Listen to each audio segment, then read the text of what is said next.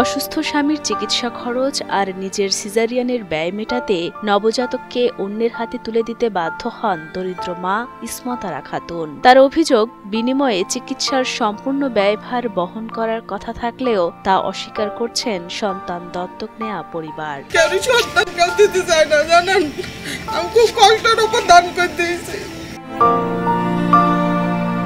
অর্থাভাবে এখন তিনি কিনতে পারছেন না ঔষধ। আমার স্বামীর দুটো কিডনি নষ্ট। আমার স্বামী আজ যাতে পুষ্টি পায় তাহলে তার আমার নিজের সন্তান আমি কেউ কোলে দিতাম না, আর মানুষের কথাও শুনতাম না।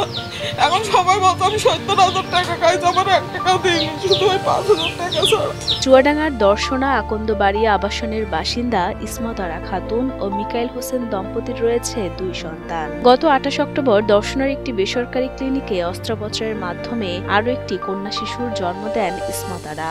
স্বামী মিকাইল হোসেনের কিডনির সমস্যা থাকায় কাজ করার শক্তি নেই তার। অভাবের সংসারে যেখানে খাবারই জোটে না, সেখানে হাসপাতালের বিল পরিশোধ করা অসম্ভব তাদের পক্ষে। তাই সেদিনই হাসপাতালের বিল পরিশোধ করতে অর্থের বিনিময়ে নবজাতককে নিঃসন্তান দম্পতির হাতে তুলে দেন ইসমতারা। তবে এখন তার চিকিৎসা বাবদ কোনো অর্থ পাচ্ছেন না বলে দাবি ইসমতারার।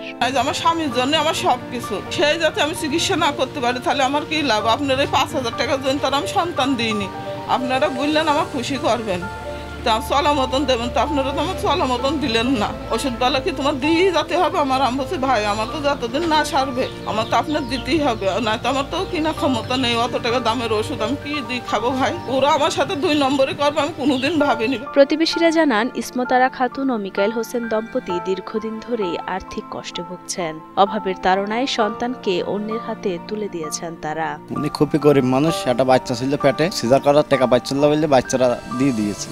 ওনার স্বামীর হাতে 2টো কিডনির সমস্যা। আগের 2 বাচ্চার ভরণ পোষণ এবং ওনার স্বামী অসুস্থ, সেই খরচই তারা চালাতে পারছে না। সেই কারণে ৩য় বাচ্চা যখন হয়েছে, সে দেখেছে যে আমার এই বাচ্চাটা যদি ভালো থাকে, এবং যাকে দিয়েছে তারা নিঃসন্তান, তারা দেখেছে যে এই বাচ্চাটাকে নিয়ে যদি আমি একটা ভালো জীবন দিতে পারি, দুইজনের জন্যই একটি মানবিক কাজ হয় বলে আমরা মনে করি। দুইজনই তাদের সুবিধার জন্যই এই কাজটি করেছেন।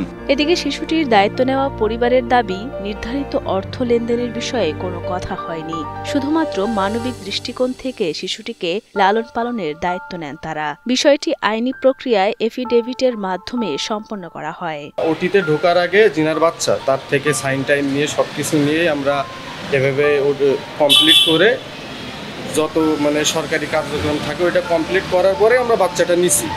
তো নেওয়ার পরে তখন যখন তারা হসপিটালে ছিল অপারেশনের পরে 4 দিন 5 দিন, তখন তাদের খাবার, ঔষধ খরচ পুরোপুরি যে দায়ভার পুরোটাই আমাদের উপরই ছিল। ততক্ষণ আমরা দেখছি এবং বাচ্চা তো আমাদের কাছেই আছে। হসপিটাল থেকে আসার পরে তখন ওনারা জানায় যে যদি কিছু দেওয়া যায়, তখন আমার বড় ভাই যিনি ফারুক হোসেন, উনি ওনার সাধ্য অনুযায়ী 10-15 হাজার টাকা দেয়। হসপিটাল খরচ দিয়ে, ওনাদের খরচ দিয়ে 60-65 হাজার খরচ হয়ে গেছে।